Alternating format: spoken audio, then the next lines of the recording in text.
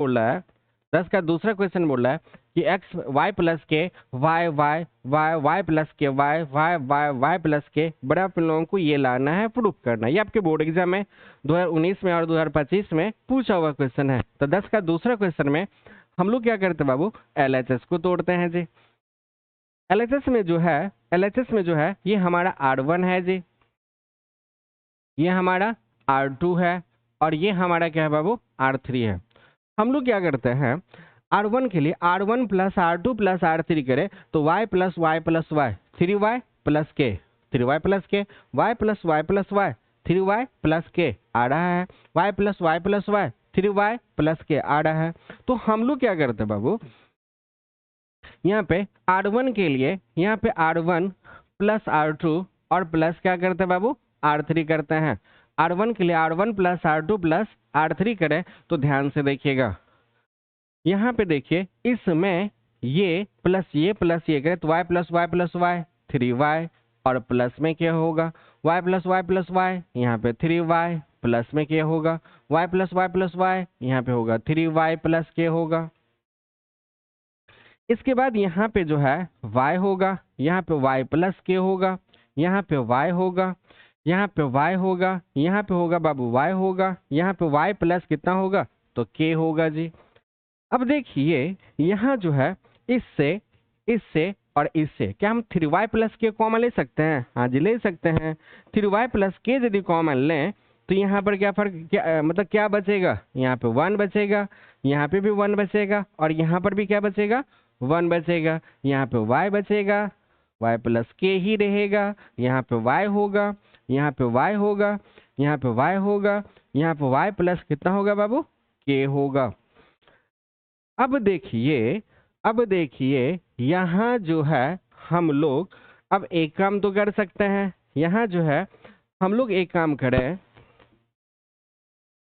ये हमारा C1 है, ये C2 है और ये C3 है।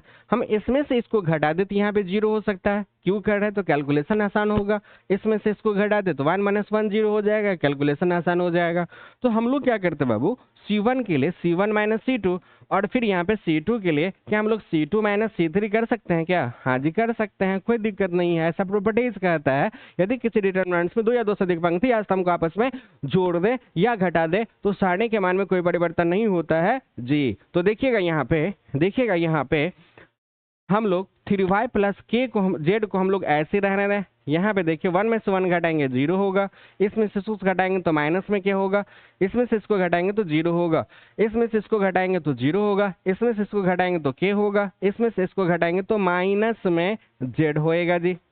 y में से y प्लस z को घटाएंगे तो सही है, यहाँ पे 1 होगा, यहाँ पे y होगा और यहाँ पे y प्लस कितना हो गया बाबू z होगा। अब हम लोग डिटरमिनेंट्स को जो सॉल्व करते हैं, एक मिनट गलती है जी, यहाँ पे माइनस में एक मिनट जेड का के है बाबू, सॉरी, हाँ के होगा, यहाँ पे के होगा। चलिए अब यहाँ पे जो घटाएंगे तो माइनस में के होगा जी। अब देखिए यहाँ पे क्या हम लोग 3y प्लस z को हम लोग ऐसे ही रहने दें। अब देखिए डिटरमिनेंट्स को कैसे सॉल्व करते हैं, ये बात तो अपन लोगों को पता है।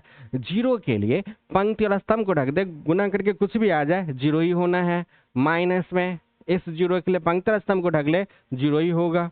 अब बताइए +1 के लिए हम लोग चले तो पंक्ति और स्तंभ को ढक दें तो यहाँ पे माइनस प्लस में क्या होगा बाबू k² होगा। 0 को हम z के साथ गुना करेंगे तो माइनस में क्या होएगा 0 होएगा जी। अब बताइए क्या 3y plus z 0 - 0 0 plus 1 into k² को हम 1 से गुना करेंगे तो क्या होगा बाबू k² गुना में है, इसको हम इधर लिखे चाहे इधर लिखे कोई फर्क पड़ने वाला नहीं है। तो यहाँ पे k² इंटू होएगा 3y और प्लस में कितना तो z होगा। अब देखिए ध्यान से RHS में यही लाना था ना, देखिए ध्यान से यही अपन लोगों को RHS में लाना था, जो कि क्या हो गया तो प्रूव्ड हो गया है। किसी को समझने में दिक्कत तो कमेंट में बताइए।